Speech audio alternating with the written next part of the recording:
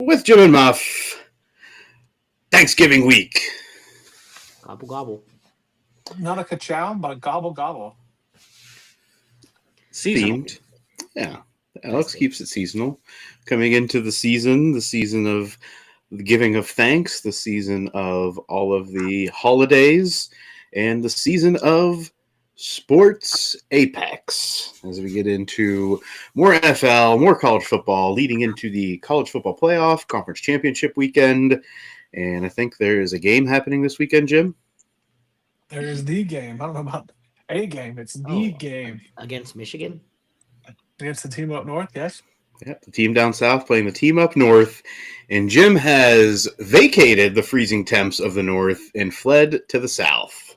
I've gone to North Carolina for family Thanksgiving. Joe's family lives down in North Carolina, so here I am to watch the game on a 100-inch TV in my own dedicated recliner for me, in a private room for my father-in-law, and I only.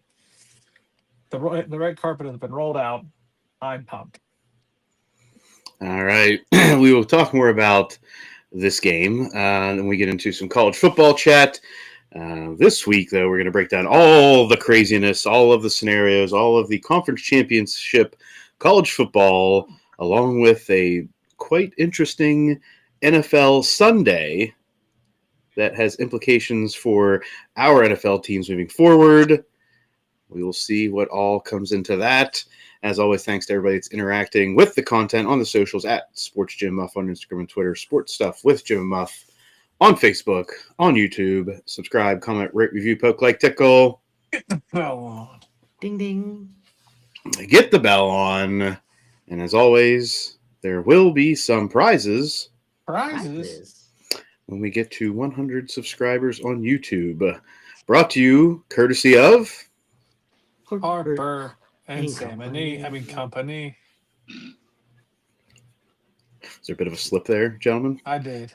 Harper and Company. There we go. All right, there's no leadoff today. We're getting straight into, at least for the next Well, can we couple back up weeks. before you get into it. We haven't even gone over everything to back up into. I want to back up. How close are we to 100 listeners or 100 followers? Well, people need to get onto YouTube and subscribe and find out. So we're not going to give them a number. We're just going to tease We're teasing. how close we are. We're Close enough. We're talking about giving away prizes. Right. That's fair. Prizes. We've talked about it since the start, Nate. So I don't. Because there's been no action. Because these loyal listeners aren't very loyal.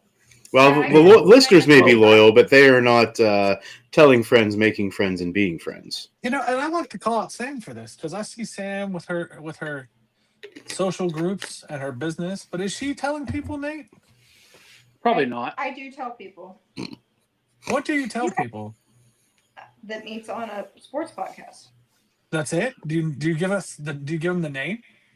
They know the name. Do What's they? the name? Tell us what you're saying. What is the name that you're telling them? Sports Stuff with Jim and Muff. Okay, and where can they find us? Facebook, X, YouTube, Instagram. Okay, all right. I'm making sure. Make sure you're doing your part and telling friends. I am telling friends. Okay. Same goes for you, JoJo. I know you're listening. We're at 84 Make sure you're telling friends. subscribers.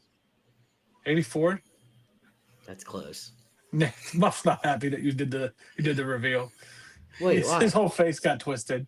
You're busy coloring. You did not see his face. I'm not coloring. In my I'm private. watching us on YouTube. Some Inception shit right there. All right. No leadoff this week. Going straight into college football. Starting with some notable games first. As we had Oregon beating USC 42-27. USC acted like they didn't. Well, didn't act like USC does not belong. USC again. Defense is the Achilles heel for USC. Oregon's offense scores, I'm not going to say at will, because there are some teams that definitely played some cupcakes this week that scored at will.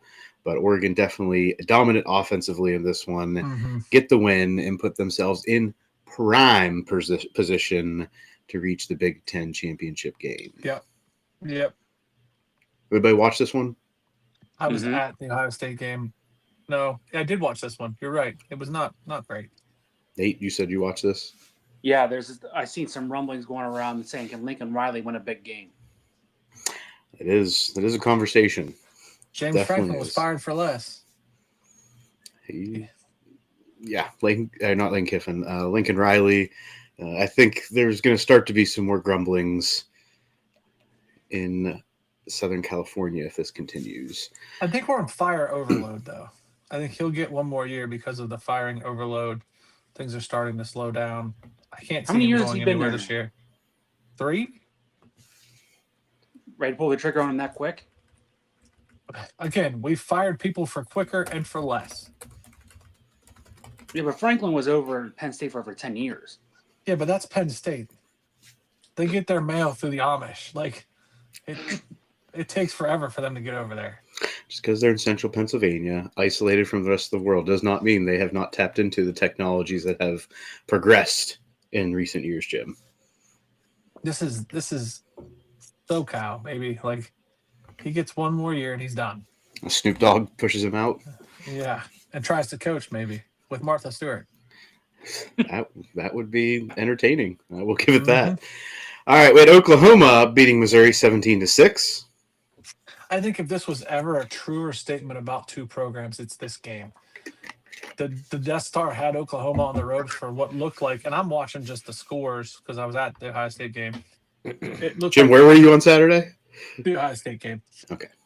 Just want to make sure I get all my Ohio States in as possible this show.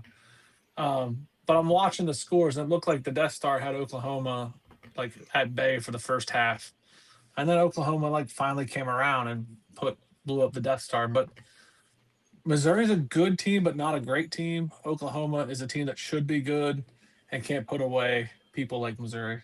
I think this was the picture of both programs in this game.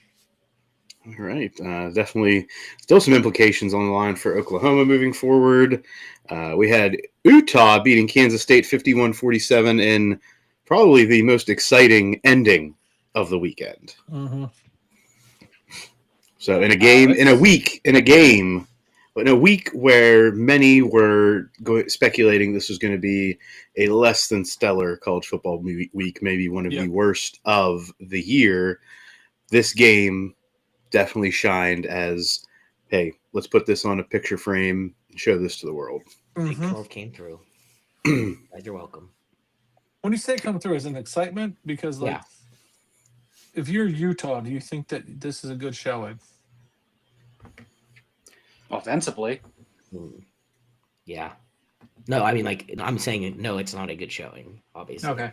I'm saying, we came through with a good game for everyone to watch, and while everyone else was playing poop teams. Poop teams. Yeah, BYU takes care of Cincinnati 26-14. Once again, proving the haters wrong. Yeah. Poor BYU, man. They really have gotten, crapped on all year. Yeah, I agree with that. That's a fair statement. Pitt takes down, at the time, number 16 Georgia Tech 42-28. Even though both teams tried to give this one away. Yeah, Georgia Tech looked like shit for the parts that I caught. They looked outclassed by a Pitt team. That's ridiculous. I mean, Pitt won the game that Narduzzi said they needed to win. Yeah, I hate him. You know what, Alex? I genuinely agree with you. Yeah. And I didn't think I would, but I genuinely agree that I think Narduzzi's an idiot. He really is. And this is one of those games, Pitt has this every year, if not every other year, where on paper they shouldn't win the game and they end up beating someone or they blow them out. A couple years ago, they went on the road, did it at Miami. They did it on the road at Clemson. Now they're doing it at Georgia Tech. Yeah, they're good for one. Yeah. Don't ask me which one it is, but they're good for one. They got this one. Narduzzi, many circles share that he is a top 5 asshole head coach. This is, I think, a commonly accepted thought. Assholes to the players or assholes in general? Because that matters. Just, I think, as a person. Maybe not to the players. The players may love him. Okay. But just a asshole personality in college football at the head coach position. Yep. Yeah. Yeah. Next, we had number 1 Ohio State beating Rutgers 42-9. Jim, you Your were there. rival. Take us Your through. rival. I want to know, until the person that you met that is the mother of a Rutgers running back says that to you in person to your face, I will never agree. No, so If that woman would have told you that at the airport, Jim, I would have said, okay. Okay. No, so the Ohio State game took the kids. What a great time to take the kids. It was a good game to watch. Ohio State without their starters, without Jeremiah Smith, very upsetting for Tess. Who was apparently a big Jeremiah Smith fan. I didn't know she was that big of an avid fan of Jeremiah Smith. he open?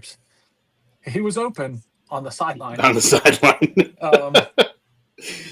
They rotated quarterbacks a lot of that game between Keenholz and Sayan, which through the entire game, I thought, why are we doing this? Is this to mess with Michigan's head, or is Sayan hurt? Ohio State's playing real tight with injuries, like not telling people things. It's more than just those two starters that are hurt. There are others that, like offensive linemen, that we're not talking about. We didn't look good. Yeah, the score says that we blew them out, but it took work to do that on a Rutgers team. You're saying play mostly your second team, so. Yeah, but still, like, we couldn't run the ball with our starting running back and our starting, for the most part, starting offensive line. So if those receivers don't get healthy in a week, you're looking at a repeat of last year, in my opinion. I think that's a pessimistic Ohio State view. You're damn right, Muff. I mean, I understand that there is much reason to be pessimistic given what has happened in recent years. I am not going to be that guy that's like, well, we're the best. I was that way last year, and look what it did. I know. Definitely something to look forward to. We'll talk more about that. Looking ahead to next week's matchups, Wisconsin 27, Illinois 10. What the actual fuck is wrong with Illinois? Luke Fickell, I think, just is finding ways to hold on to a job just a week longer. Illinois, though. I don't think they've declared it yet that they're keeping Luke. I thought the AD already said that they were bringing him back. You can do the recon. I didn't think if I had my computer and not Joe's, I would deep dive on this. But I thought they hadn't decided. What time was this game? Is that a factor to you in this? It was after. It was the 3:00 game. I'm pretty sure because I made it home. There we go. I think Jim has found the secret to success and not success. True. If anybody catches that, and that's a real trend, and proves me right that it's around his lunch meals or his dining habits, he should be fired for that. Or should his dietitian be fired? Somebody should. Somebody should. Another upset: TCU 17, Houston 14. Alex, how do you feel about this? I don't know. I'm trying not to use transitive properties anymore. Okay. I forgot. All right. Something of note for TCU: Sonny Dykes under investigation for illegal gambling operations while coaching at TCU. Dykes placed on immediate leave. The allegations are that he reportedly had been accepting sums of money in order to intentionally lose games. Son of a bitch, Nate. To go back to the Wisconsin game, I'm going to come back to your betting thing. Wisconsin coach, the AD has said Luke's coming back next year. I would hate to be a Wisconsin fan. That's almost like Pirate. No, it's not like Pirate. I'm not going to let that comparison. Nope, not even close, Jim. Not even close. No, don't put that. Nope.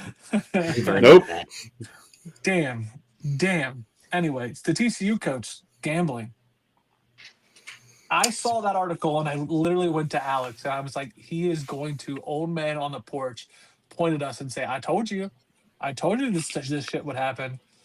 Like, I heard his voice in my head when I read that article be like, I told you guys this is bad.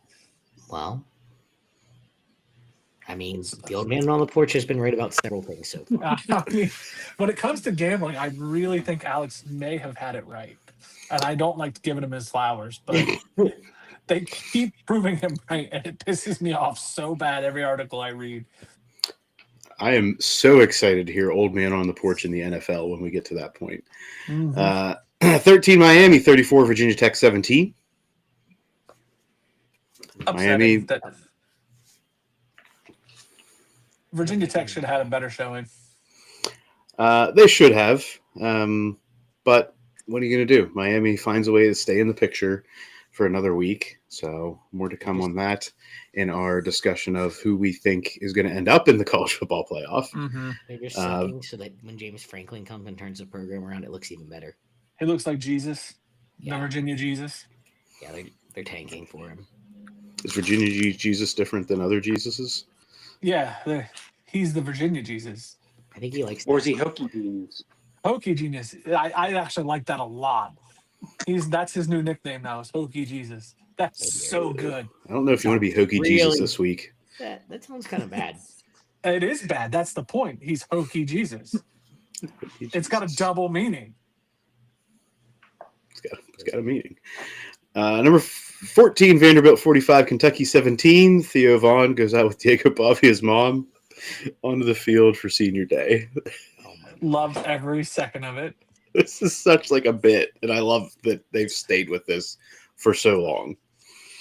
So here's my problem with it, right? And Alex, I think you can help me out here.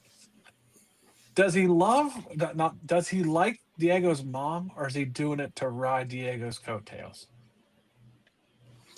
I don't. Because if it's not genuine love, I'm upset. I don't think he needs to ride anyone's coattails. I think he had like a joking kind of like crush on her, and now they're just playing it up for the publicity, and I think they're both benefiting from it. So you don't think it's genuine love? No. God, that's upsetting to me. This is like Flavor of Love. I'm upset. I really wanted the love to be genuine. Diego's playing matchmaker. Make me a match. Find me a catch. Number 17, Texas 52, Arkansas 37. It happened. For a second, no, because Arkansas was in that for a little bit. And then like the media does, Arch saved the day. Yeah, if I'm Texas, I'm not thrilled about giving up 37. No, especially that defense, which is supposed to be a top defense. That is not a good look for them, especially at the end of the season when they're trying to impress. Yes, thank you. Yeah. Michigan beats Maryland 45-20. I know that Jim can talk about this. He just can't say words. He just can't say words. I can't say words. I can't say certain words. Yeah. Maryland, if you're hanging on to Loxley after that game, like you kind of got to be like, remember, I'm giving you this NIL money. I don't want to see this performance ever again. Because there's no reason they should have scored 45 points. That team that is up north. Do you think Michigan's just in their stride? No, not after that Northwestern game. A one-game stride, is that a stride? Yep. Going into a big game. I mean, if you want to, I'm sure they're telling themselves that. I know Portney probably is. But I don't think it's a stride. I think Maryland's not that good. They're not that good, but, I mean, at least you have two teams that stayed the path towards the game, Jim. Who are the two teams we're talking about here? I just said the game. So what two teams you think we're talking about? Yes, all right. I understand what you're saying. Okay. Yeah. Tennessee beats Florida 31-11. I thought Florida might have a little better showing against them since it was in the swamp. But yeah. Yeah, I mean, Tennessee wins. That's about what we get from that. A team that means something in this big picture now, Tulane beats Temple 37-13. Tulane, who's ranked 22. And Tulane's coach says, if we're one of the top 25 teams, there's some bad football going on. Yeah, he doesn't even believe in his own team. I did not like that comment. But why? Because he was right. He's going to team wild up. I don't know. I'm not big on like deprecating against your team. Yeah, like that wouldn't motivate me. That would just piss me off. That is true to your form. That's true. Yeah, but you are not being motivated in this particular situation, Alex. That team is. Yeah, but like that's what I'm saying. If I was on his team, like if I was on a coach's team and they said that, that's not what speaks to you. You're absolutely right. Right. Individual motivation. You have to know your audience, Alex, and maybe And his that's audience why you is all worked about for it. Muff your entire RA career, and it didn't work for me. Yeah. There's the answer. Arizona State beats Colorado 42-17.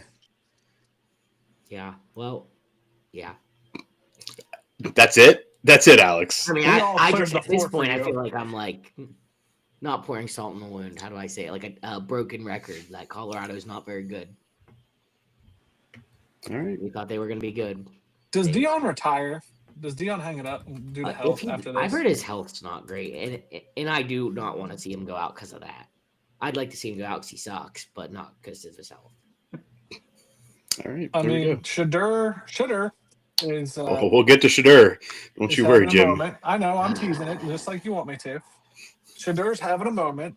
He can retire and roll off to the sunset and not lose face if his health is as bad as we all think. All right. Next, Notre Dame 70, Syracuse 7. That was a. You just skipped all the games. Don't worry. I just skipped games that don't matter, but I'm going to talk about them real quick. Syracuse. Wait, the how Notre Dame game started is what's crazy. 21 points without an offensive snap. Yeah. Wild. Ugh. Syracuse is bad. Syracuse is doggy doo-doo right now. And there were some SEC teams that played games. Texas A&M won 48-0 over Samford. Georgia beat Charlotte 35-3, and Bama beats Eastern Illinois 56-0. I think of those three games, Georgia only scoring 35 is the noteworthy. If you want to make noteworthy of those three, Agreed. I take nothing from those games. That's fine. I'm over what the SEC does at the end of the season. I'm over I it. hate it. But to be fair, No. Ohio State played Rutgers. Michigan. That is a Maryland. conference game. Yeah, I wouldn't care even if these were like just like you put a weaker conference game in. Okay. And further to that point, Jim, think the Rutgers is a conference game which is scheduled for them. These other SEC games, they go out and schedule these games on purpose. Yeah. That's fair. That's fair. Yeah. So, poo-poo on that. I just wanted to play the other side of that coin because we hear that shit as Big Ten fans. Oh, you played Rutgers. Okay. From who? The SEC? Yeah, there's SEC fans that talk that shit on Twitter. On Twitter. Jim, are you active right now? I scroll through it. That doesn't mean I post, Muff. Okay. All right. Just going to break down last week's college football playoff rankings, the top 15, just to put perspective to the conversation we're about to have about some projections for the college football playoff. Last week, we had Ohio State, Indiana, A&M, Georgia, Texas Tech in the first five, followed by Ole Miss, Oregon, Oklahoma, Notre Dame, Bama in the next five. Then we had BYU, Utah, Miami, Vandy, USC. Of those, only USC in the top 15 lost last week, so we'll see some shift at the bottom end of that, I suspect. And the highest ranked G5 is Tulane last week at number 24. So that is the precursor to our discussion about the top 12. And then we will talk about games of note for next week. So in the top 12, we have a potential cluster on our hands about what teams are likely in already, no matter what the outcome is over the next week or two. Then we have what teams are outside of the top 12 that get automatic bids, and truly how many spots are left. Quoting Clay Travis, who speculated on this, his thoughts, and then we'll talk about how we feel about these. He says there are 5 teams that he thinks are 100% in the playoff: Ohio State, Indiana, Oregon, Texas A&M, and Georgia. Bar none, they're going to make their way in. That leaves 7 more. We automatically get the Big 12 champ, which is likely going to be outside of the top 12. I'm sorry, unless Texas Tech, right? We got Big 12 champ, who is not.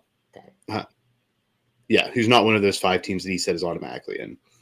The ACC champ and the non-power 4 team. That is 8 spots in his estimation that are taken. 4 spots left.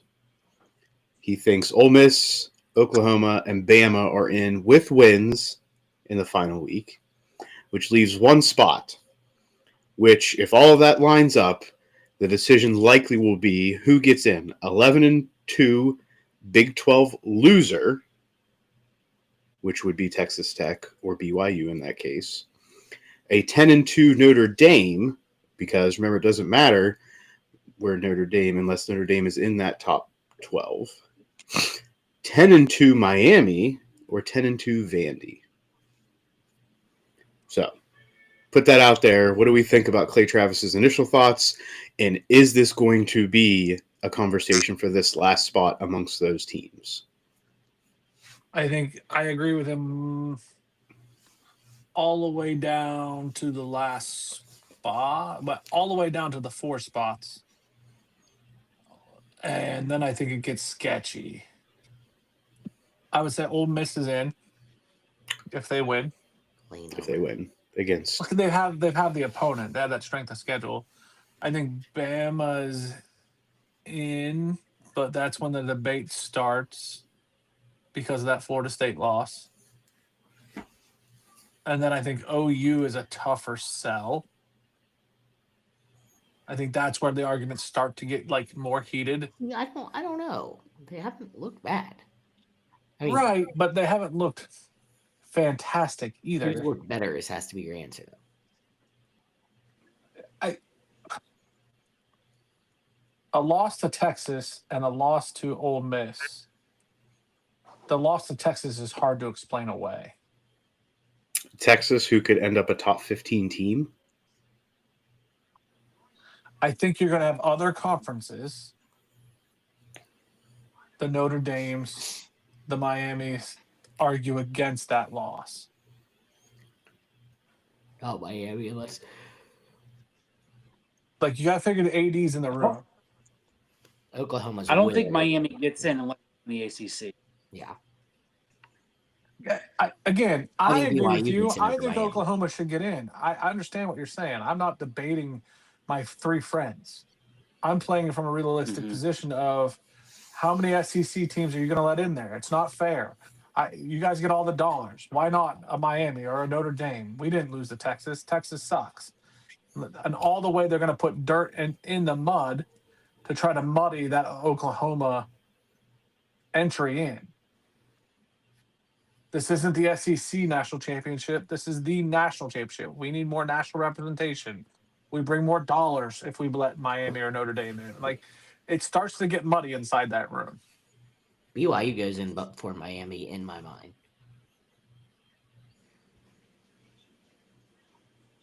BYU as a loser in the Big 12 championship. Yeah. I don't know who BYU's other loss to. Texas Tech. Please. It's not Utah, was it? They lose. That's what I was going to say. Was it Utah or did they beat Utah? No, they beat Utah for sure. They don't have one. Yeah, they have one loss. Team. Yeah. Okay. And if So their only loss is to the Big 12 champion, I think that they would go in above Miami. especially a top 3 ranked Big 12 champion, right? Yeah. That's a tough one to keep them out. I mean, they have 2 good losses now. Good wins, that could be an argument that you could have. The SEC teams could put on the plate, right? Our wins, our 2 loss teams have better wins than BYU. BYU just happens to play in a conference where there are only 2 high profile games, where against your champ, who is a top 5 team this year. Yeah. Utah, So that's that argument. And Utah, who's ranked. And Utah, who's ranked. I think Miami is the team that is on the outside looking in if they don't win the ACC. Yeah, that's what I'm just saying. If they don't win the. Yeah, same thing. I think even Virginia, if Virginia doesn't win the ACC, I don't think Virginia gets in. Correct. Yeah, Virginia is definitely on the outside looking in. So Clay Claver's scenario was Miami does not win, right? The ACC, so whoever beats them takes that place. Who's our ACC champ? They're saying non-Miami in this case. Yeah, who are we saying Or that's not SMU. Miami? Yeah, there's 4 teams, right?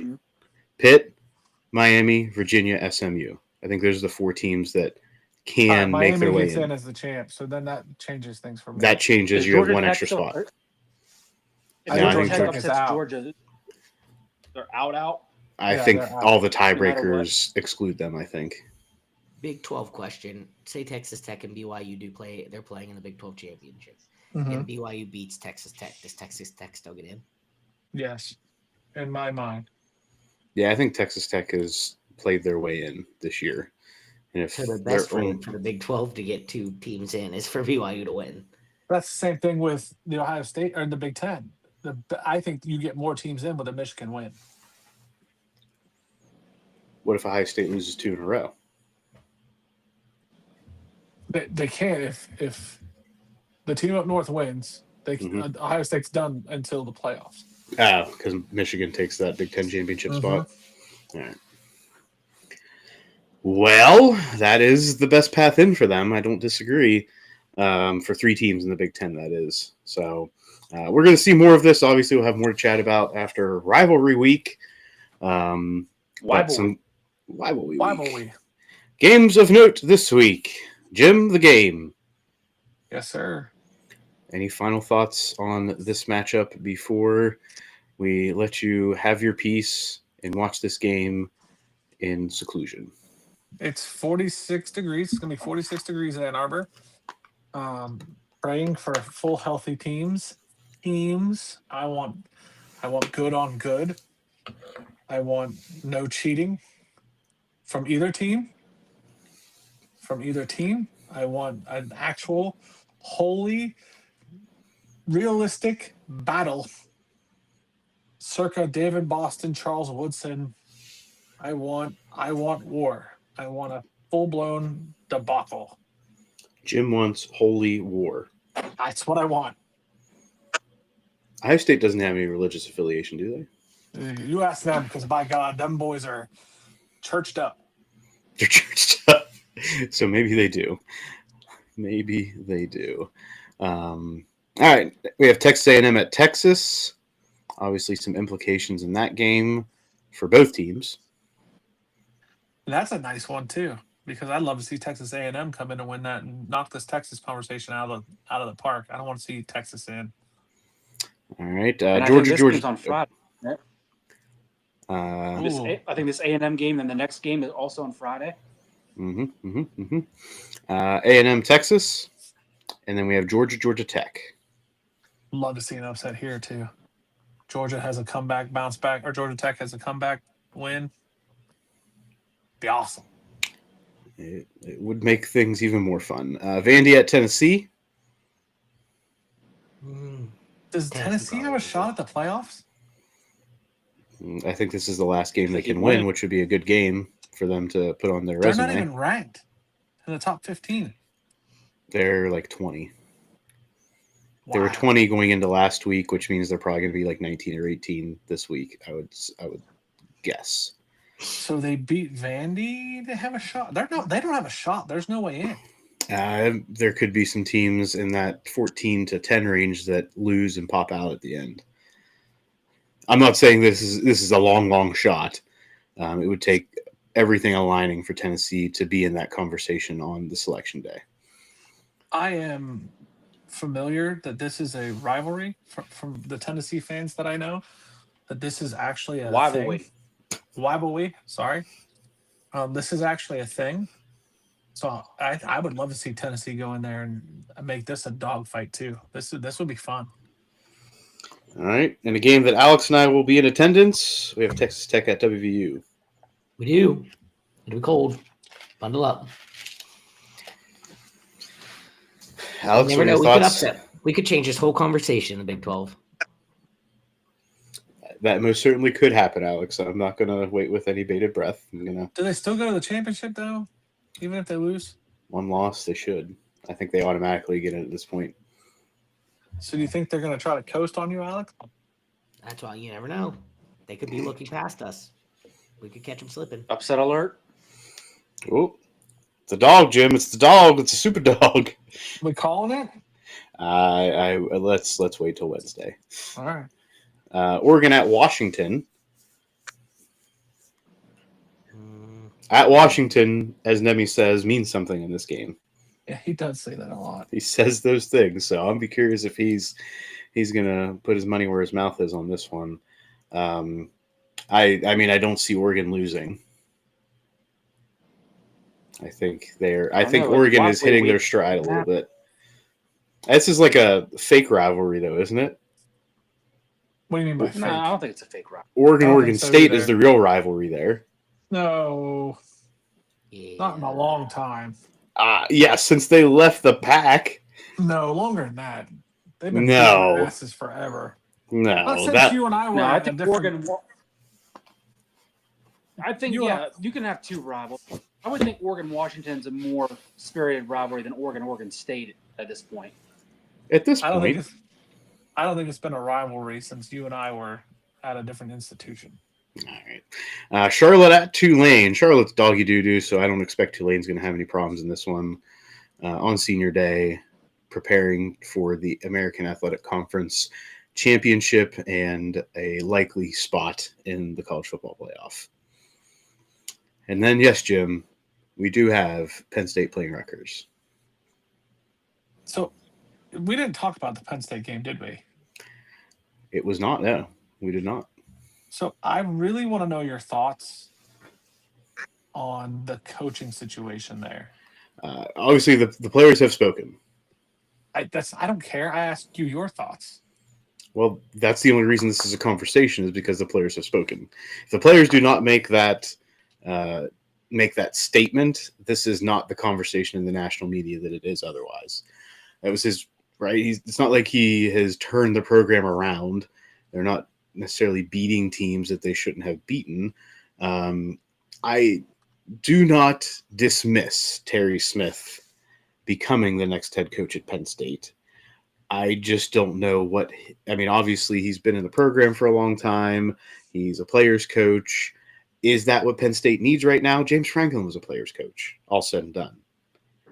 I do not know what the landscape is of the coaches that are available. I mean, we just had Chip Kelly get fired as the offensive coordinator. Is that a conversation now? I don't know. So if Terry Smith winds up the head coach, I will not be upset. I won't be shouting off the rooftops that they've made a mistake. At this point, I don't even know who's on the table. So I say all this from Ohio State perspective, obviously. The Heartline talk has cooled its heels in Penn State. I mean, you're the one that not manufactured. You're the one that brought that to my attention. That was not a conversation that I was hearing about anyway. Right. But we heard it a lot in Columbus. Right. That was manufactured in Columbus, I think. It might have been. I can't deny that. And then it cooled off. And then the Raiders go and fire Chip. Mm-hmm. Mm-hmm. And now, guess what's starting back up today? Oh, I'm sure. Bring Chip back. Brian Hartline leaves, bring Chip back, right? Yeah, if you want to lose, Brian, you want to go, have fun, enjoy. We're just going to bring Chip back. Hey, it's a conversation. I'm not going to say that it does not lend itself to that. But no, I have no idea where the Penn State head coach situation is. And I thought it would have been figured out by now. So, color me confused. Does the Lane thing affect yours? Do you think the Lane Kiffin thing is affecting your coaching, the decision? No, it shouldn't be. His name has never truly been brought up in that, so I don't think. Right, but is it affecting who else you get? Like, we all know he's staying south. Right, that's what I'm saying. I don't think it impacts it. Yeah, I don't. Do you I don't think the think way it the does. dominoes fall, he's blocking everything else? No, I don't think he's blocking anything. I think that for the most part, Lane is what has made Ole Miss, in my opinion. So I don't think that's a job that has any significantly higher stature than Penn State. Because there was talk that James Franklin's decision to go to Virginia Tech was based on insider information on what he thought Lane was going to do. Yeah. Well, that may be the case, but I don't think So that's. I didn't know if you had a thought of it was all. No, I don't think there's any smoke screens there for Lane Kiffin's decision in Penn State's outcome. My opinion. Could be wrong. And the other, I mean, that's the thought on why the coordinator situation hasn't been moving either, is that it's Lane and then it's Penn State and then it's what's going to happen at Florida State, which they've said they might be keeping what's his face down there, which is insane. And then once those three get ironed out, obviously Ole Miss and those things will go quickly, and then coordinators will fall off. Yeah. I kind of feel like when I think of Ole Miss and Penn State, almost like two different markets. But very similar fan bases. I'll agree to that. I agree with both of you, right? Different markets looking for different types of coaches. Yeah. But the fan bases are in a similar spot where, right, we want to be in the national conversation. We have been at times, but we haven't been able to get over the top. Fair enough. Mm-hmm. All right. It's just interesting in your thoughts when I heard all that, because I watched the Penn State game and they were like in love with that coach. And then what does that do to Jim Knowles? Like, that was my last question. Sorry, Muff. If they do keep him, does he keep Jim Knowles? Because if I'm him, I'm on that's the first thing I'm doing is goodbye. Yeah, I mean, there won't be as much coaching shakeup as there could have been, but there will be some. I think it starts with both the offensive and defensive coordinator squarely in the crosshairs. And those are the two positions, if anything, that we're going to see some shakeup in. Mm-hmm. All right, let's move on to some general Heisman thoughts. I'm just going to read off some of the best odds currently by FanDuel. We have FanDuel making an appearance on the Monday episode. We have Fernando Mendoza, currently the odds-on favorite, Indiana, -125, followed by Julian Sayin, Ohio State, +400. Jeremiah Love, Notre Dame, +450, who got a lot more airplay and media attention over this past weekend. Diego Pavia, Vanderbilt, +550. Marcel Reed, Texas A&M, +1,300. And Jacob Rodriguez, defensive player from Texas Tech, +15,000. That many speculate he will find his way to New York. Yeah, he'll go to New York as the sole defensive player. He'll go to New York. They love doing that. It's like their way to. It's like their token, if you will. Yeah. I was just going to token defense play. Yeah, it's true. He also has this story that has been all over game day, all over every time somebody can get a hold of it. That it's his wife, correct, Alex? Or fiance, one of the two. Is like a helicopter pilot, nurse pilot. So every time they can talk about it, they talk about her. So I feel like if only for the fact that they can run that story one more time, he will find his way no matter what. Unless he gets like tragically injured in their next game against WVU, which we are not hoping for that, Alex. We are not hoping for that. No, not at all. I don't wish that on anyone. No bad juju. No bad juju. I have some inside baseball on Mendoza. Okay. I know a guy who knows a guy. That's as far as I'm going to delve into it. Okay. Who has hung out with Mendoza. Mm-hmm. Mm-hmm. He is an Indiana celebrity. This guy's cleared out private rooms at bars. He is a god on that campus, right? Cool dude. Awesome dude. From an intelligence standpoint, not my guy, I question the intelligence factor of one Mendoza. I'm not. What does that matter in the Heisman conversation, Jim? I don't think he's played teams that are tough enough, and I think that Big Ten championship kills his Heisman race. Because of his intelligence, because of his football play. I think that when you face a tougher defense that you have to think about, you're going to get exposed. All right, that's fair. I thought that was going a different direction. I think you were talking about like his academics. I think if we actually ever did like we used to back in the day, where that was a thing and we actually cared about it, he probably wouldn't even be playing football. Okay. But we don't care about that anymore. No, not at that level. Not as much. I'm not gonna say we don't care about it, but we definitely don't. We definitely don't give it any attention anymore. I mean, back in the day when I was a young pup, like my kid's age, one Mr. Andy Katzenmoyer for Ohio State got in trouble for taking like underwater basket weaving, and that was a story on game day. Now these kids like are taking virtual classes, and some nerd is doing it for them. So like straight Blue Mountain State. Yeah. All right. Speaking of bad juju, a real story that happened over the weekend. UAB lineman Daniel Mincy arrested after stabbing 2 of his teammates during a team breakfast before their game.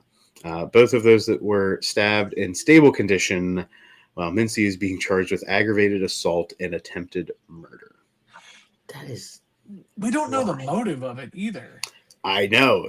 I've seen nothing come out about any of the motive at all, which is baffling in the world that we live in, that there is not something that has been stated yet. Crazy to me. Like, was it over a waffle? A girlfriend?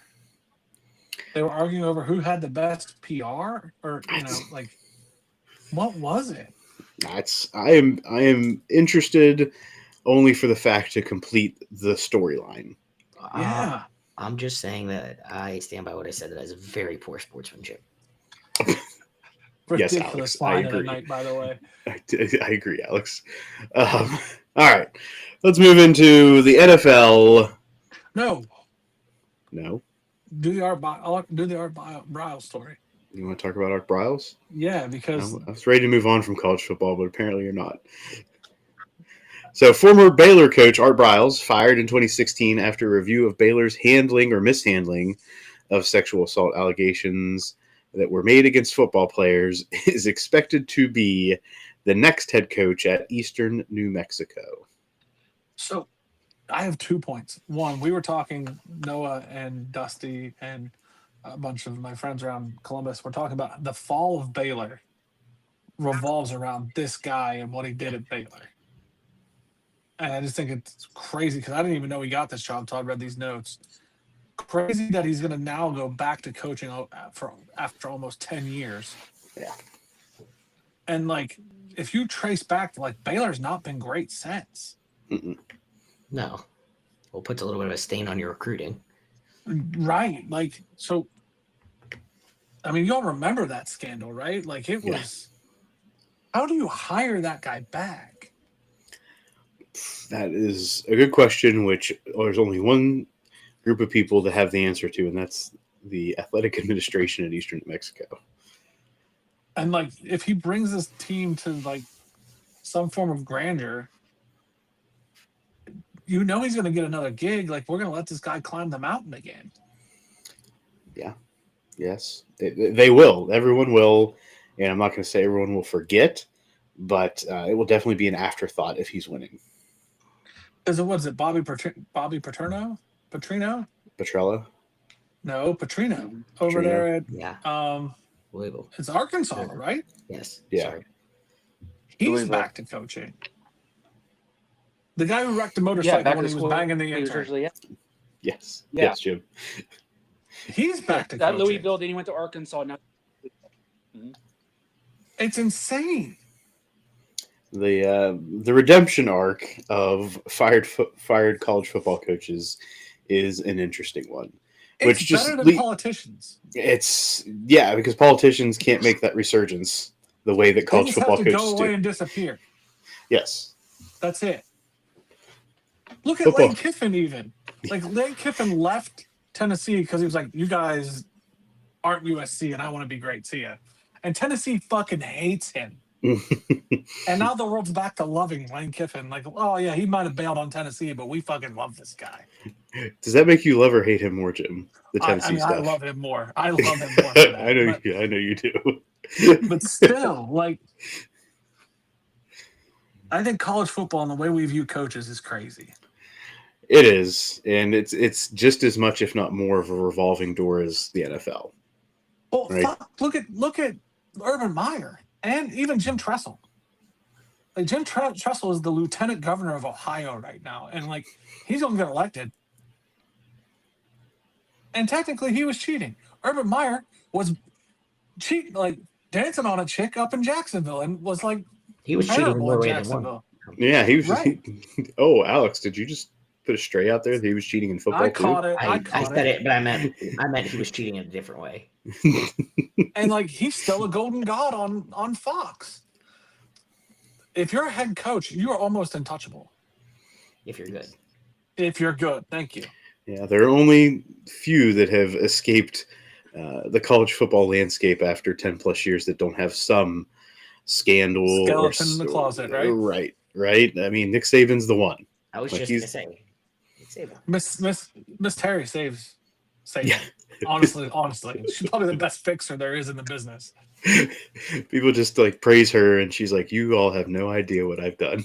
Yeah, he yells at people, and I feed oatmeal pies. That's all there is to it. Yeah, the one I sent you of him with the birthday cake, and she's like, "Sit up." Yeah, exactly. She's the boss. Who has a phone right now ringing like that? Oh, Whose phone's going off? Hello. You guys hear it, right? It's a landline. Don't you worry about it. That's 100% Muff's landline. That's a landline. You have a landline. Don't you worry about it. Is that our hotline? I have a PO box and a landline, gents. Don't worry about me. love- I have a Mama PO Muff box, so I right don't now. think that, like the landline. Landline Shout PO out to box. Mama Muff. That's what I Love do. Every part of that.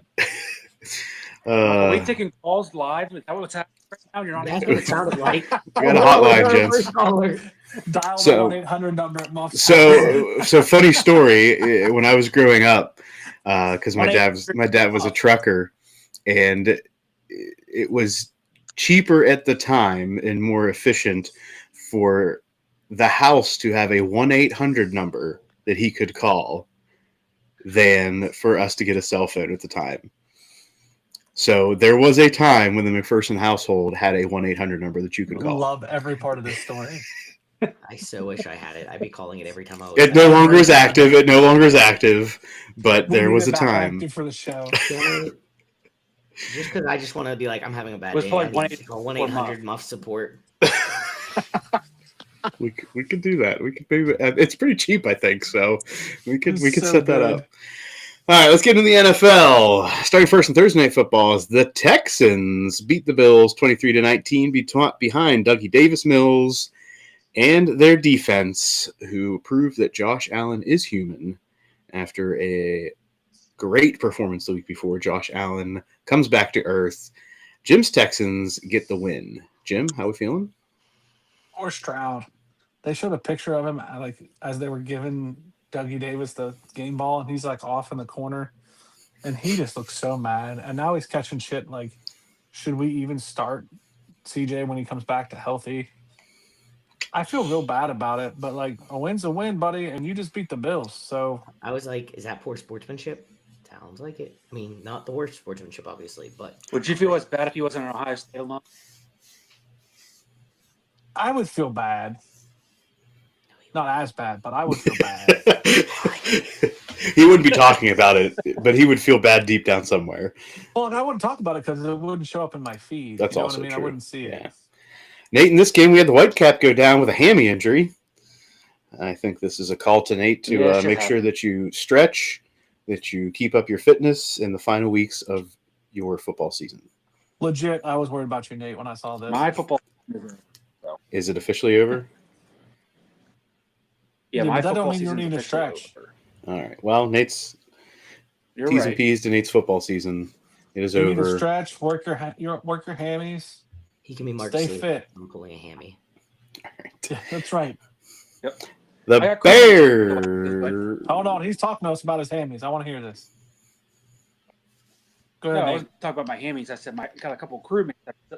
Got a couple crewmates that are still active in college. Well, tell You them have what a they need to fitness do. program, Nate? Is there a referee fitness program? Yeah, if there is, I haven't been privy to it yet. We You get should Gene start on it. that. Get Gene on that, Nate. We need Gene to develop this fitness plan. Yeah. Put that out on the 1-800 hotline. The Bears beat the Zebra workout Steelers. program. The Bears beat the Steelers 31-28. Bears got something a brewing in Chicago, and the Steelers defense continues to not show their mettle when it counts the most. That's it. It's like they look good and then all of a sudden they just fall apart. Mason Rudolph got to start in this one. Aaron Rodgers out for at least 1 week with a fractured left wrist. And unfortunately for the Steelers, Mason Rudolph looked like the career backup that he is in the fourth quarter. And that's it. He really didn't look bad, but he looked like a career backup. And when you're playing a good Bears team in close game in the fourth quarter, you need your starter, not your backup. He's no Charlie Badge. A good Bears team, he says. I mean, they're 8-3, Jim. Yeah. 8-3.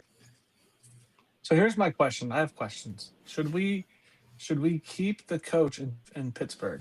Are you guys ready to ditch him? No, I'm not ready to ditch Mike Tomlin.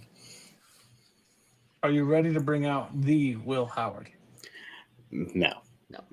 If Will Howard was ready to play, he would have played this past week, Jim. Yeah, and if Aaron Rodgers was in the fourth quarter, we would have had a lot better chance of winning that game. So I'm not saying that Will Howard will not play in the NFL someday, but that day is not this day or any day this season, barring like a Mason Rudolph injury. That's the only reason Will Howard's going to see the field this season. Agreed. Okay. Other questions, Jim? Talking crap on him. I'm just saying he's not ready No, yet. I'm just saying, you Yinzers are very weird individuals to me. Why? Because we're saying the logical truth. I understand your Will Howard perspective. I understand. I'm not disputing that. But I think your Pirates fandom bleeds into your Steelers fandom, and there's not a lot of upset at being the record that you are, or the performance level that you've seen over the last 3 years. And you're just like, we lost, but live to fight another day. You're not going to make the playoffs, and you're okay with it. But this is the Steelers. Really true. Like, to me, like, if you guys were Cowboys fans, you guys would be livid that you're not going to even close. And you guys have way more talent in my mind than the Cowboys. Like, overall, I think you're a better. That's debatable, Jim. I understand, but I think, like, overall, you don't have Jerry at the wheel. Is my point. Like, you're holistically a better team. Well, better organization, except for when you look at the report cards that the owners are fighting against. Okay. Patriots 26, Bengals 20. Pats were definitely down early in this one. Figure out a way to win. All for the Bengals to bring back Joe Burrow, likely coming back on Turkey Day. Great teams covering. The Patriots did not, so I'm a little worried. They did not cover, but again, they found a way to win, which is good enough in the NFL week to week. But this does put into question the Patriots' long-term success. Mm-hmm. Mm-hmm. Right? This definitely shows some chinks in the armor, and we have talked about for weeks now. The Patriots' schedule has been lackluster. Right? This is based on their performance last year. They get the benefit of the schedule being in their favor, and they're taking advantage of it, which is good for them. But they may find a similar fate as Steelers have found over the past couple years in the first round of the playoffs. Well, they run into the Giants this week. Then they have the Bills, the Ravens, then the Jets, and then the Dolphins. So, like, this last little haul here is not an easy haul. Right, but if they win 2-3 games tops, they're in the playoffs. Oh, absolutely. But right. This is we're testing the long haul here. Yeah. Mm-hmm. And then go into the playoffs where can you make it when you're struggling against a team like Cincinnati? Yep. Lions 34, Giants 27. Jahmyr Gibbs with an all-time day for the Lions in this one. And Jameis Winston with maybe the play of the year, or at least the celebration of the year and everything leading up to this play in the celebration. All-time day, Jameis catches a touchdown pass. Why is it? Why? I don't. How does... Wow. With a coordinated dance that was as if they had planned exactly where the camera would be. They had 3 guys lined up within 2 seconds, and they did the coordinated dance. Jameis Jameis has to be one of the best teammates in the NFL. Like, if I was a coach, I would want him. What was rigged? I mean, if it was that set up, one would say it was a rigged situation. I mean, you would say that. I don't think anybody else is. Well, I would be one. One would say. One would say. After this game, the Giants fire defensive coordinator Shane Bowen. Yeah. I think that's just a sacrificial lamb in this whole situation. They needed somebody to go down. Packers 23, Vikings 6. I think it's time to put the knife in the Vikings prior to the Turkey Day dinner. Maybe off-season quarterback overhaul time. Yeah. I don't agree with that necessarily. You're paying Justin Jefferson, you got Jordan Addison there. If they don't like the quarterback, guess who's going to go, Jim? The quarterback. That's the kid's second. Oh, no, if they don't like him, yeah, he's gone. I agree. But that's the kid's second concussion. He's played a total of like 6 games. People don't usually get better from like the more time you get hit in the head. No, I agree with that. Yeah, look at Tua.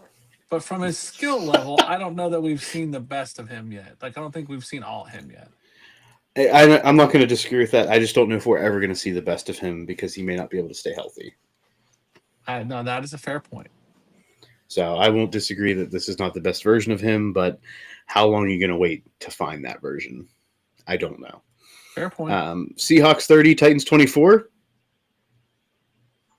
I did not expect this close. Titans were in a position to not win this game, but they came back late touchdown to cover. But early on, this game was tight. Yeah. Yeah, I think Seahawks kind of overlooked this a little bit, but the Seahawks still look good. It felt like one of those games where the Seahawks started to overlook them, and then they were like, oh, crap, we got to play. Yeah, and they did. They brought it, and they won the game. There's another game coming up shortly that had a similar chain of events. We have the Chiefs beating the Colts 23-20. This one was for all the Colts doubters and haters because they just proved everyone correct that said the Colts are not a team that is truly going to be competitive in the AFC despite their early season dominance. Yeah, they just couldn't finish. This kind of just makes sense. Yeah. The Colts are still what, 3? Yes. So, I mean, Colts are still in a good position. We'll see what happens. Yeah. Not to get ahead of ourselves, but the Chiefs-Cowboys on Thanksgiving is going to be an interesting one. Yeah, I agree. Ravens beat the Jets 23-10. The hook got us on the cover. This is another one that looked a little dicey early, but the Ravens do come away with the win. I don't really think this says a whole lot about the Ravens in the big picture. I think this just was a game that they were probably overlooking, and they got caught up a little bit, but came back strong the second half. Yep. All right, boys, it's that time. Alex, get on the old man porch rocker. Oh yeah. I'm here. Get all of it ready. As the Browns take down the Raiders 24-10, Shedeur Sanders ends the Browns 0-17 streak in quarterback first starts since 1999. I mean, think of the team that he's playing with versus the team some of those other quarterbacks played with, but go on. Whoa, Alex. Did he get the win? Yes. W is a W, sir. I'm just saying. In his first start, he got the win. In post-game presser, he said, imagine what a full off-season looks like. It gets dangerous. Oh, my God. Just say thank you for the opportunity to play. I'm glad that I was able to have a good showing. I'll see you next game. Do you want him to thank God in there, too? Like, you didn't say shit when Manziel I'm glad I made one big throw for 50-some yards. Manziel? We weren't even doing a podcast. Not Manziel, Baker. When Baker said I'm feeling dangerous, you didn't say shit. Baker has done a little more to be able to say he's feeling dangerous. He said it in his first year as the Browns quarterback. No, we weren't having a podcast then. Yeah, but at least he was. Yes, we did. Started for day one. I don't think I was on it. That may be true, Jim. How did you feel when Johnny or whatever Baker Mayfield? They're both to me blurred together. How did you feel when Baker said that shit? I don't really like it ever coming from a rookie. I think you need to bide your time, take a good game when you get it, because next week you could shit the bed pretty hard. So you felt this? Well, you would have felt the same about Mayfield as you do Shadur saying that shit. Yeah, I think it's cocky and too soon. I will say Alex is pretty consistent in this old man on the porch take, Jim. Yeah. I just want to make sure we're keeping the same standard. Now, there's obviously a little bit more bite because of Shadur Sanders, but Shadur, he's like all of a sudden a Shadur sympathizer. But yeah, I mean, Shadur. That shit, I mean, he was 11 of 20, barely 50% completions. He made one hell of a throw on that rollout, scrambled like 50-some yards down to Isaiah Bond.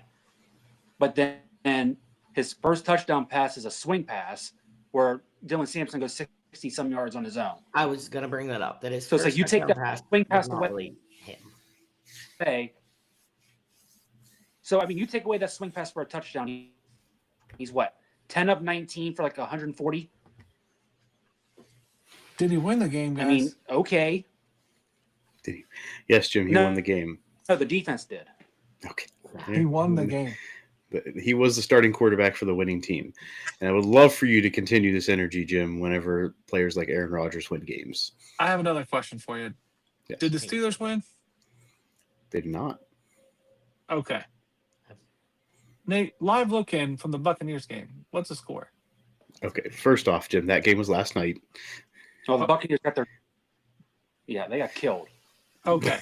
So it sounds like Shadur had a better weekend than your two teams. I didn't say he didn't have a good weekend. I said it's a little too early for him to be talking like that. And he didn't really do anything to back it up. Shadur.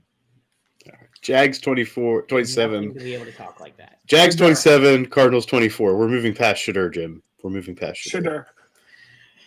Closer game than most expected, except for maybe Vegas, who had the Jags as 2.5-point favorites. The Jags are now 7-4 and have a true shot to make the playoffs. Do we see any late season positive vibes and waves from the Jaguars? They'll botch it. No, they're kind of just skating by. All right. Cowboys 20. San Diego. Well, San Diego's the new San Diego. Cowboys 24, Eagles 21. How about them Cowboys? George Pickens the big game. Take down the Eagles. Cowboys make Thanksgiving Day football fun. Cowboys looked like poo-poo. And then the Eagles just like, you know what? We can't make you look this bad. We're going to look bad. Hold the beer. The beer was held. 100%. I don't know what this says about the Eagles right now. I mean, I know Philly's not happy, but NFC seems to have one team standing out at the moment, and unfortunately, that team played Nate's Bucks on Sunday night. The Falcons beat the Saints. Jalen Hurts looked like crap, too. He had some weird throws. So that's Jalen Hurts when he has to throw the ball more than 15 to 20 times. You know what I think would fix that, though? Shadur. Okay. Falcons beat the Saints 24-10. Rams dominate the Bucks in this one 34-7. Nate, my only question to pose to you before you give your general thoughts is, should Baker have been pulled out maybe a play earlier in this one to avoid the issue that happened when he tried to heave the ball 50-plus yards? I said maybe a series earlier. Once he went down showing that shoulder issue, and by that, they were already out of it. I mean, they just got dog walked the entire game. Yeah. But, yeah, I mean, they should have taken him out sooner. And then once you see him throw that Hail Mary, I mean, thank God they took him out in the second half, because if they didn't, there would have been real questions to ask for Todd Bowles. But I don't know. I'm not a big Todd Bowles guy to begin with. I mean, you look at his track record as a head coach, is not very good. Hell of a defensive coordinator, but anytime he's the head coach, his teams are average at best. All right. Reports about Baker pre-MRI, unless something has happened in the last 6-ish hours that I haven't seen, has a sprained AC joint in his left shoulder, but no fracture or structural damage. Alex, AC joint sprain. What's a typical maybe recovery time for that? Whenever he's feeling up to it. Okay, so there's not a prescribed time frame. If it's just a sprain, no. That's like where your clavicle and your shoulder blade meet. Okay, Nate, for you, what does the season look like? Is the season over if Baker has to miss more than a week or two? No, because they are now through the tough part of their schedule. The one thing that sucks for them is, I think when I looked earlier today, 4 out of their last 5 games are divisional games. Okay. They still got to play the Panthers twice. They got to play the Dolphins, the Cardinals, and I think they've got the Saints or the Falcons one more time, if not both. Okay. So they played the Cardinals at home this coming week. Bucky Irving is coming back off IR, or should be coming back this week. So that should be a big boost to the offense. Godwin played in this game, not that you would know. But yeah, looking ahead, they got the Cardinals, Saints, Falcons, Panthers, Dolphins, Panthers. All right. Live looking now, Jim. Panthers, 49ers. What do we got? Just going to half, 10-3 Niners. All right, there we go. 10-3 Niners. Please, Niners, get me to a good road to 272 week. Any other news in the football world, gents? I don't think so. All right, moving into other interesting news in sports. Interesting news in sports. Starting with the basketball, as the Buss family is being pushed out even more than they had been previously. Crazy. As the Lakers are reorganizing their basketball operations department, terminating Joey and Jesse Buss from their front office positions. Jim, you said this is ridiculous, crazy. If you are into the Buss family bullshit, like, it is amazing to follow and track. Like, amazing. Just who's firing, who's not firing, who's still part of it. Like, around the holiday shit that they do, who's trying to stab who. Like, it's amazing that they're family and they act this way. Like, I advise everyone to watch the Netflix show that's produced by Jeannie for her, because essentially you're watching her take on it. Mm-hmm. Just everything about the Buss family from the start of when Jerry took over the team to today is better entertainment than sometimes your reality shows. It is so good, and it's so like sports history heavy, from Magic to Kobe to LeBron. Like, there are icons that are all tied up to this family.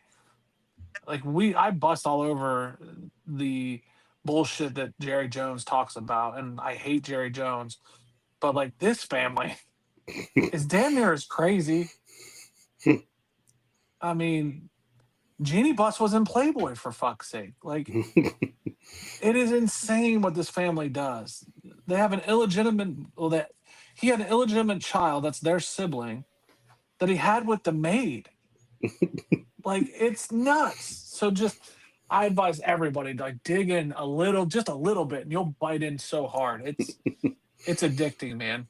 Yeah. Even though Joey and Jesse are out, each sibling from the Buss family received a reported payout of nearly $1 billion after the team was purchased. The majority stake of the team was purchased. And they're still stabbing each other. Right. Listen, we're set up for all of the generations, and we still can't get out of our own way here. Crazy. Yeah. And last in this week, I don't know if Jim saw this or has any opinions, but Gable Steveson knocks out an opponent in 30 seconds. Jim, is this somebody we should be paying more attention to in the UFC world? I don't know. I've had a hard take on him, like a hard read. I don't know how to figure this out. Does he have the athletic prowess and skill? Yes. I mean, I don't want to see him in a dark alley ever. I think he would kill me. Yeah. I think he's a monster. I think he's a victim of his own push for success. I think he tries sometimes too hard to be popular or be successful, and I think sometimes he doesn't have the discipline of a John Jones or, as John was climbing the ladder. I think he kind of jumped the shark, as they say. So yeah, he could be a monster. I think he needs to surround himself with good people and focus on being good at something instead of trying to be, great at everything. Okay. I think it's a fair take. Obviously, his WWE run has run its course. Yeah. At least for the time being. Today, right. Right. Exactly. So, I mean, who knows? In 2 years, he could be back on that stage doing something crazy like Brock Lesnar. You never know. Yeah. But, like, Brock was the same way, though. Like, it took him a while. He was a national champion, and then he went to the WWE, and he was great. And then he went to the NFL, and then he went back to WWE, and then he went to the UFC until he found himself in his stride. Like, he needs to surround himself with people and that's what Brock ultimately did. And he needs to surround himself with people that will help him get through it. That's it. And I think a lot of wrestlers, like, that's hard. That's a hard thing to do. Yeah.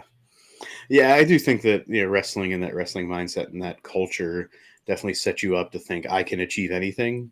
Mm-hmm. Right. And then you get out of that sport and you realize I am athletic enough. I do have the mindset to be successful in many things. And that focus is maybe sometimes lost, right? Like you're saying, I see all of these options and I think that I have the ability, the discipline, the mentality to pursue and succeed in all of them. But what made you a great collegiate and amateur wrestler was being so focused on that one thing. And that mentality doesn't necessarily translate as well once you get off that mat. Yeah, and I think wrestlers focus very hard on it's me on the mat, it's me out there. And yeah, you're right. You win that match alone on the mat. You're absolutely right.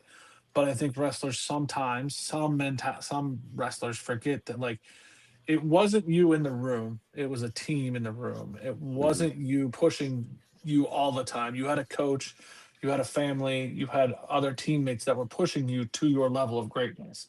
So when you get out there on your own finally, and there isn't a room to go back on, or there isn't one coach who's constantly knows you and is managing your mental part of it, it gets hard. So, like, when you leave wrestling, you have people who, like, you have a boxing coach who wants you to do it this way. You have a nutritionist who wants to do it that way. You have your wrestler or a wrestling coach, but it might not be the one that you started out with. So you got a lot of voices, and you need to get the right voices around you that can tailor your ride. So I think he has all the talent in the world. He has tons of skill. He just needs to make sure he's surrounded by the right people. All right. Any other sports comings and goings this week? I don't think so.